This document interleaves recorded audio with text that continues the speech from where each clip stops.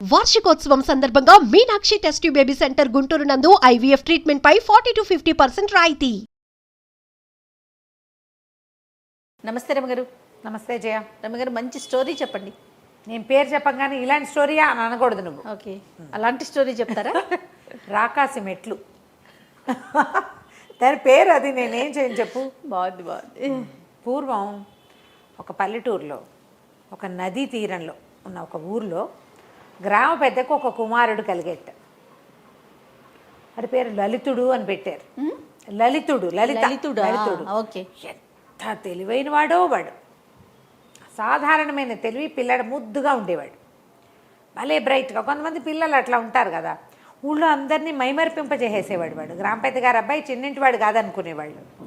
సడన్గా వాడు 7 ఏళ్ల బర్త్డే అయ్యేసరికి మాయమైపోయాడు పిల్లాడు. ఎవరో ఎత్తుకుపోయారు. ఎంత వెతికినా ఊళ్ళో దొరకల. ఆ ఊరికి నదీ మార్గం ఒకటే ఉంది. ఎత్తుకుపోతే ఎలా ఎత్తుకుపోతారు? ఆ రోజుల్లో ఎవరో కొత్త వాళ్ళు బయట నుంచి వచ్చి తీసుకుపోవడం అంత సులువు కాదు. అవును, ఆ నది ఆటాలి. పైగా దానికి ఈ నదికి అవతల ఒక పెద్ద కొండ ఉంది. కొండ మీద నుంచి ఎవరైనా వచ్చి ఎత్తుకెళ్ళచ్చు, కానీ అది రాకాసి కొండ అని చెప్పుకునేవాడు. ఆ కొండ మీద మన ద్వాపర యుగం నాటి జృంభకాసురుడు అనే ఒక రాక్షసుడు ఉన్నాడని చెప్పుకునేవాళ్ళు. కానీ వాళ్ళెవరూ ఇటు నది దాటి వచ్చిన దాఖలాలు లేవు. పిల్లాడు కనపడకుండా పోయాడు. 6-7 సంవత్సరాలు గడిచిపోయాయి. ఇక రాడని గుండె రాయి చేసుకున్నారు వీళ్ళు.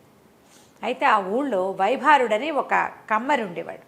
ఈయన పని చేసేవాడు. వీళ్ళకి వ్యవసాయాలు, నదీ తీరం కదా, వ్యవసాయం ఉంది. అతను కమ్మరి పని చేసి ఇక కత్తులు, కటార్లు, నాగళ్ళు, కొర్రులు అలాంటి పనులు చేయటం, పారలు తయారు చేయటం, పాత్రలు తయారు చేయటం, ఆ పని చేసేవాడు. అయితే ఈ వైభారుడు భలే తెలివి గలవాడు.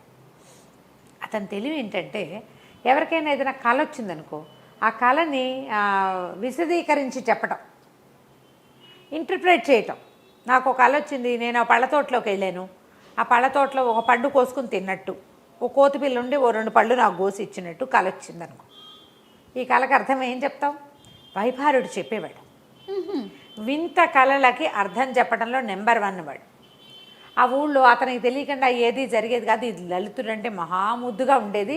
పిల్లాడు కాస్త మాయమైపోయాడు. ఇతను పని చేసుకుంటుంటే కుర్రాడు వచ్చి కూర్చునేవాడి దగ్గర. సరే, ఆ వైభారుడికి ఒకనాటి రాత్రి ఒక కళ వచ్చింది. తెల్లవారుజామున, రాత్రి ఏం కాదు, తెల్లవారుజామున ఒక తెల్లటి గుర్రం ఎక్కి లలితుడు తన దగ్గరికి వచ్చినట్టు వచ్చి పలకరించాడు కల్లో. ఏరానైనా ఏమైపోయారా అంటే, నేను జృంభకాసురుడి దగ్గర నౌకరీ చేస్తున్నాను, నా నౌకరీ సమయం తీరిపోయింది, నన్ను వచ్చి తీసుకెళ్ళు అని చెప్పాడు. చెప్పేసరికల్లా మన ఈ వైభారుడు కల్లోనే తెలివిగా, నువ్వు ఇది నిజమేనని నాకేం గుర్తు, నువ్వు కల్లో కనపడ్డావు, నీ నౌకరీ అయిపోయింది అంటున్నావు, నేను నిన్ను తీసుకురావాలంటే నాకు గుర్తేముంది అన్నాడు. అనేసరికల్లా ఈ తెల్లటి గుర్రం ఎక్కాడు కదా లలితుడు. ఆ గుర్రం 2 కాళ్ళు ముందు కాళ్ళు ఎత్తి మొహం ఇద్దండి, ఇదే నీ గుర్తని చెప్పాడు లలితుడు.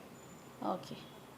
తెల్లారు లేచి చూస్తే ఇతనికి మొహం మీద గుర్రపు గిట్టలాగా పొంగుంది, మొహం నెప్పెడుతోంది.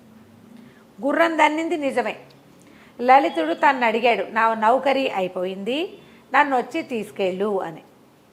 ఇతనికి ఆలోచిస్తే అది అక్షరాల నిజమని తోచింది. పిల్లాడు 7 ఏళ్ల క్రితం మాయమయ్యాడు. అప్పటికి వాడికి 7 ఏళ్ళు.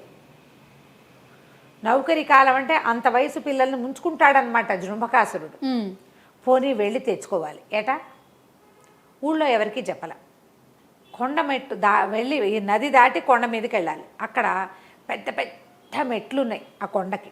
ఆ మెట్లు ఏంటంటే మామూలు మనుషులు ఎక్కేవి కాదు. పూర్వకాలంలో రాక్షసులు ఆ మెట్లు ఎక్కి ఆ కొండ మీదకి ఎక్కే వాళ్ళని ప్రతీతి. వాళ్ళు ఒక్కొక్కళ్ళు 2 మెట్లు కూడా దాటేవాళ్ళట. ఒక మనిషి ఆ మెట్టుని 1 మినిట్ నడవాలి, అప్పుడే తర్వాత మెట్టు వస్తుంది. అంత పెద్ద మెట్లు రాకాసి మెట్లు అంటారు వాటిని. ఆ వైపుకి ఎవ్వడూ వెళ్ళడు. ఏదైనా చిన్న పొన్న రాళ్ళు కావాలంటే అందాక వెళ్ళి ఆ కొసలు కొట్టుకొచ్చుకుని తెచ్చుకుంటారు వీళ్ళు.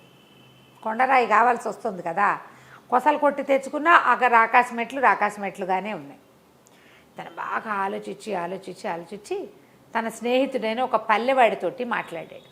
ఇంకా ఇవి చాలా ఊళ్ళు ఉన్నాయి. పల్లెవాడితో చెప్పేసరికల్లా పల్లెవాడు అన్నాడు, ఎందుకు, నాదో తెప్ప ఉంది, తెప్పలో నిన్న మెట్ల దగ్గర వదిలిపెడతా. జృంభకాసురుడు అంటే ఖచ్చితంగా కొండలో ఉండాలి. పిల్లాడంతా క్లియర్గా చెప్పాడు కదా, అవును. అందుకని అక్కడికి వెళ్దాం పదన్నాడు. ఈయన ఒక తెంపరితనంతో బయలుదేరి వెళ్ళేటప్పుడు ఏం చేశాడు, నాగటి కొర్రు, ఈ నాగలికి ఇది ఉంటుంది కదా, అది ఇట్లా సన్న చువ్వలాగా ఉంది, ఆయన దగ్గర గట్టిగా ఉంటుంది, దాన్నే కొర్రుగా మలుస్తాడనమాట. అది భుజాన్ని పెట్టుకుని బయలుదేరాడు ఒక ఆయుధంలాగా. ఈ పల్లెవాడు ఏం చేశాడు, తీసుకుపోయి అక్కడ దాకా తీసుకెళ్ళి వదిలిపెట్టాడు. ఇతను అడిగాడు, ఒక కాళ్ళని పట్టుకుని వెళ్ళి అంతే వెర్రివాళ్ళం మనమే కదా అంటే, ఏమో నాకే తెలుసు, నువ్వు ఇక్కడ తీసుకురమ్మన్నావు తీసుకొస్తున్నా, ఎక్కేళ్ళు దిగిరా, ఈ పక్కన ఎక్కడైనా తిరుగుతూ ఉంటాను నేను, నీ దారి నువ్వు పొమ్మన్నాడు. ఆ కొండ దగ్గరికి వెళ్ళేసరికి చీకటి ఉయ్యారం, ఏదైనా తలుపు ఉందేమో చూడాలి, లేదా పైకి ఎక్కాలి. ఈ మెట్టు ఒక్కొక్క మెట్టు 1/2 నిమిషం నడిస్తే కానీ అవటం లేదు, అది అవును, నిమిషాలు నడవాలి. మెల్లిగా మెట్లు ఎక్కటం మొదలుపెట్టాడు. ఎక్కగా భయంగా ఉంది, కానీ ఎక్కాడు. ఒక చిన్న కాంతి కిరణం లాంటిది కనపడుతోంది. బాగా దగ్గరికి వెళ్ళేసరికి ఇతనికి తెలిసింది అది ఒట్టి కిరణం కాదు, పెద్ద ద్వారం. ఆ ద్వారం దగ్గరికి వెళ్ళేసరికి మనం చీకట్లో మొదట చూస్తే ఏం కనపడదు మనకి. అవును. బాగా దగ్గరికి వెళ్ళేసరికి ఒక క్లారిటీ వస్తుంది. అవి ఎలా ఉన్నాయంటే కొన్ని ముఖాలు, ఒక మొహంలోకి ఒక మొహం ఇట్లా దూరిపోయినట్టుండి ఇలా ముఖాల వరసలాగా ఉంది. అన్నీ రాకాసి మొహాలు, వాటి కింద తలుపు ఉంది. ఆలోచించి తలుపు తోసాడు. తోసేసరికల్లా ఒక ద్వారపాలకుడు బయటకు వచ్చాడు. వాడు ఎంత ఎత్తున్నాడు, భయం వేసేలాగా. ఎవరు అన్నాడు. లలితుడి నౌకరీ తేదీ అయిపోయిందిట, తీసుకెళ్ళటానికి వచ్చాను అన్నాడు అని చెప్పాడు. చెప్పేసరికల్లా జృంభకాసురుడిని చూస్తానన్నాడు. వాడిని చూస్తేనే ఇతనికి భయం వేసింది. ఆ నాగటి కొర్రు మాత్రం భుజం మీద పెట్టుకున్నాడు. సరే అడిగొస్తానన్నాడు. ఇది ఇక్కడ నుంచో బుద్ధి కాల, నడుద్దామనిపించింది. 4 అడుగులు వేస్తే ఒక పెద్ద బల్ల, దాని చుట్టూతా 9-10 అడుగుల ఎత్తున్న రాక్షసులందరూ చుట్టూతా కూర్చునున్నారు. పెద్ద మొహాలు, మిడిగుడ్లు, కోరలు, చిర్ర చుట్లు, వాళ్ళ బట్టలు కూడా విచిత్రంగా ఉన్నాయి. మెళ్ళో ఏవో చిట్టి పుర్రెల దండలు. కొంతమంది ఇట్లా వెనక్కి తిరిగి చూశారు. వాళ్ళ మొహాలు తన వైపు తిరిగేసరికి వెన్నులోంచి వణుకొస్తోంది. భయం వేస్తుంది, భయంగా ఉంటుంది కదా. పైగా ఒకడి మొహం తన 10 మొహాల సైజులో కనపడుతోంది ఇతనికి. సాధారణంగా మనిషి ఎంత ఎత్తుంటాడు, 5 నుంచి 6 మధ్యలో ఉంటాడు.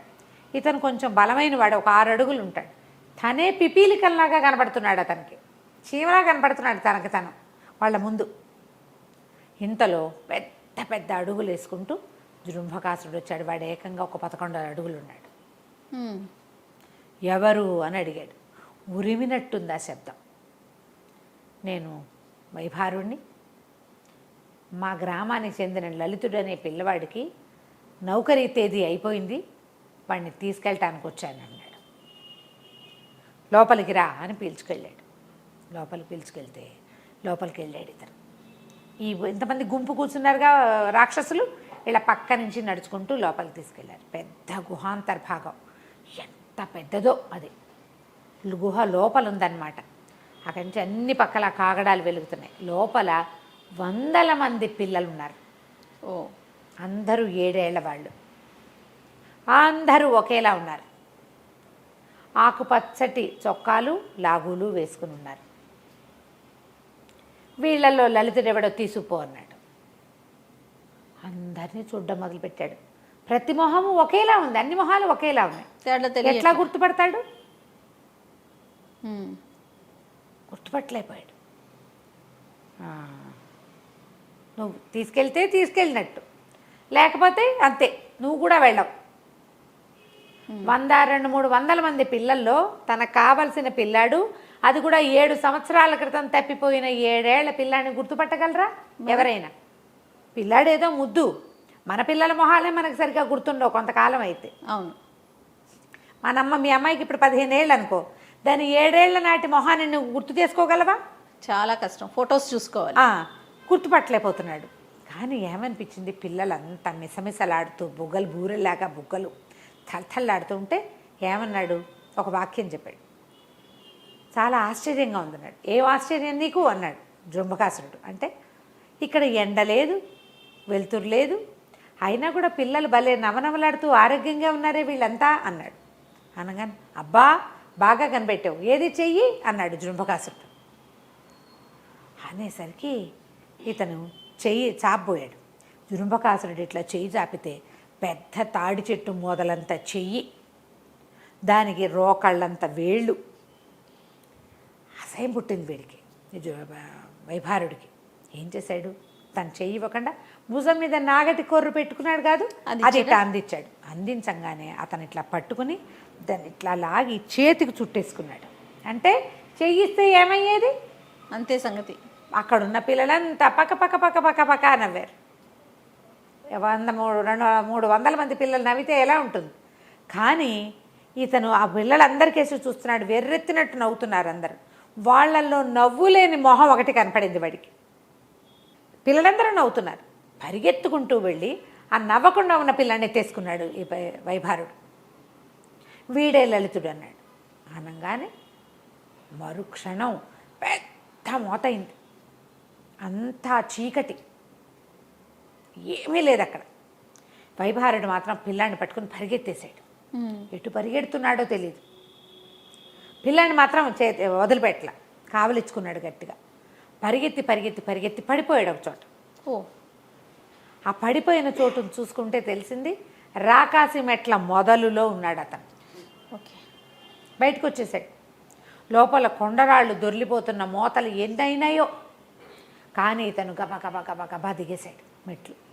పిల్లాన్ని ఎత్తేసుకుని దిగేసేసరికల్లా దూరంగా పల్లెవాడు తెప్ప మీద వచ్చాడు కదా, వాడి లాంతరు కనపడేసరికల్లా కేకలు పెట్టాడు. పల్లెవాడు పరిగెత్తుకుంటూ తోసుకుంటూ వచ్చేసాడు తెప్పని. ఈ కేక వినంగానే పిల్లాడు వచ్చాడని పల్లెవాడు అనుకోవాలి. దగ్గరికి వచ్చాక లైట్ వెలుతురులో వాడికి కనపడ్డాడు. 7 ఏళ్ల పిల్లాడు ఉన్నాడు. పిల్లవాడిని ఎత్తుకుని వైభారుడు అందులోకి ఎక్కేశాడు. తడ్లు వేసుకుంటూ మెల్లిగా వీళ్ళ ఊరు వైపుకి వచ్చేసాడు. ఇంటికి తీసుకొచ్చేసాడు.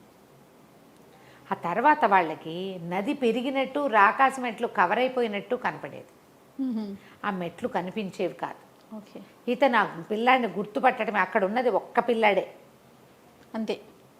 వీడొక్కడే ఉన్నాడు. మిగిలిన వాళ్ళంతా మాయ చేత చేయబడ్డవాళ్ళు. మరి ఈ పిల్లాడి తెలివితేటలకు తీసుకుపోయారో, ఎందుకు తీసుకుపోయారో వీడిని పట్టుకెళ్ళిపోయారు. ఆ తర్వాత నదీ తీరంలో ఎప్పుడు ఒంటరిగా పిల్లలు ఎవరు తిరగకూడదని ఒక శాసనం చేసుకుని లలితుడిని 7 ఏళ్ల పిల్లాడిగా ఉన్నవాడినే వాళ్ళు మామూలుగా పెంచుకున్నారు. వాడికి ఏం జరిగిందో ఏమీ గుర్తులేదు. కథ కంచికి మనం ఇంటికి.